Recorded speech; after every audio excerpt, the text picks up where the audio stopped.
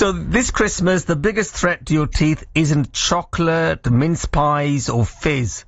It's grazing. Leading dentist Dr. Deepak Olak warns that constant snacking over the holidays puts our teeth under near non-stop acid attack. He explains why timing matters more than sugar, why finishing with a cheese board can actually protect your enamel, and shares simple tweaks to enjoy the festivities without paying for it in January. Plus, let's talk about common Christmas dental mishaps. And let's talk about gulab jamuns and jalebis and samosas and pakoras as well. After all, Deepak is Indian name, isn't it? And let's talk to Dr. Deepak Olak, dentist, chief executive officer and co-founder of Toothfairy Dentistry. Deepak, welcome to the program. Hi, Manny. Now, I presume as you're a dentist, your teeth must be perfect. No, look, lucky this is a radio show, but you would have seen many hallmarks of loads of gulab jamuns growing up and a lot of jalebis growing up. So, yeah, I'm nowhere near perfect. Yeah. So tell me, what are the sort of common mistakes we make when we sort of like eating over Christmas and all the holidays, etc.? Yeah, look, a lot of the research coming out now is talking about less about sugar. You know, we're allowed sugar, and look, we're not the Grinch. I'm not here to steal your chocolates, but it's more about grazing. What the research is really showing is actually the way we're consuming the sugar now. If we're having it constantly, let's say you're watching Shrek at Christmas and it's on the TV, and you're kind of eating it throughout the whole period. So it's the grazing that's causing damage. A quick science lesson: every time you have sugar, your teeth go under a 20-minute acid attack. So look, imagine that happening repeatedly. So grazing is a no-no, but yeah, you can have your fun sugary stuff if you need to. It is Christmas after all. But can you graze other things like nuts and so on? Is that crisps, and when you're eating those, do they damage your teeth as well? There's some good foods lying around at Christmas. Obviously, you have the nuts, as you said, things like crunchy vegetable, carrots, those particular things. With nuts, you have to be very careful. You know, you got to make sure that you're taking it very slowly. You're not crunching too hard. But look, nuts are great. Lots of fiber in them. There's lots and lots of stuff that's positive at Christmas. It's really the risky foods that are around, like the fudges and the toffees, that are causing more damage. No, Deepak, only Santa's reindeers eat carrots at Christmas. You can't expect us to graze on carrots. I'll be looking for more gulab jamuns, or I'll be looking for jalebis or something like that. Exactly. I know. I'm trying to be a bit boring, but I tell you what, let's have some cheese. So there's a lot of reasoning behind having cheese lying around. So you might have your crackers and your cheese. Cheese is kind of nature's mouthwash. It's balancing. It can kind of combat any sweet foods that are around, and acids you've had. So look, if you're not a big nut person, at least go for a piece of cheese itself. So what about Indian food stuff? You know, like obviously gulab jamun and jalebis and laddus are full of sugar. So they must be bad for you then if you have too many of those.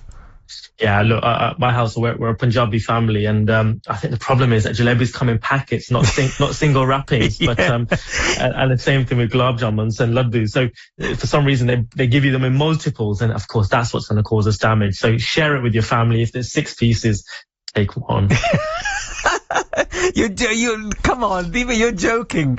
Take one piece of, I'm telling you. I know. It's one of those where my job is to keep you out of the dentist chair this Christmas. Look, we are, especially you talked about Toothfairy, we see a massive spike at Christmas time. Dental clinics are closed, so everyone's reaching out to us and saying, I've broken this tooth, or my filling's fallen out, or I tell you what, that cavity's come back. So look, my job is to keep you out of that dentist chair. You just don't want to be there doing this Christmas period. Deepa, I'm just thinking, whenever you go to somebody's house, they'll be worried that you're going to tell them what to eat and what not to eat at Christmas. Exactly. And you know how the Asian cultures are as well. There's no way you can refuse a sweet yes, yourself. Yeah. I mean, in fact, when people get married and when they have their birthday, they force a laddu down your mouth, don't they? Yeah. And everybody wants to give you one, so I know what you mean.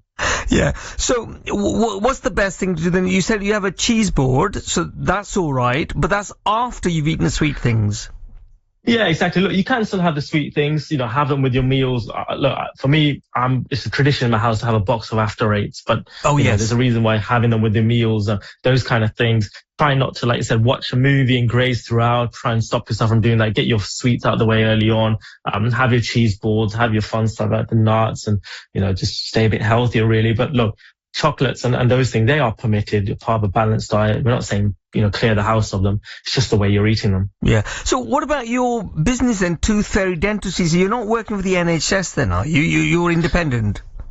Yeah, so look, we're all trained in the NHS. We're a group of dentists, some of us still doing NHS. The reason why it's a national dental crisis, you don't have to go far to see that you just cannot get into a dental clinic. So the way that we operate is you call us, you speak to us through an app, and hopefully there's a real dentist on the other side. And it's a really sad situation in the UK right now where people are doing, DIY dentistry, pulling their own teeth out, going to A&E. We're here to kind of stop that really, but hopefully it's a relief point because the NHS really is struggling. Yeah. So what about your background then? Obviously you said you're Punjabi. So how come your family ended up in the UK?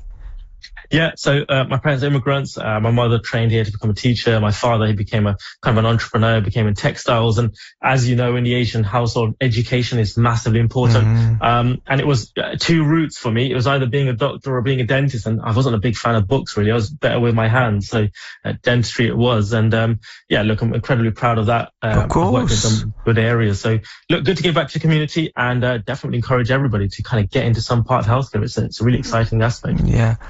Okay, so if anybody did want to find out about your dentistry, then they can look for Toothfairy Dentistry online. But so the final thing then, what's the final advice for us?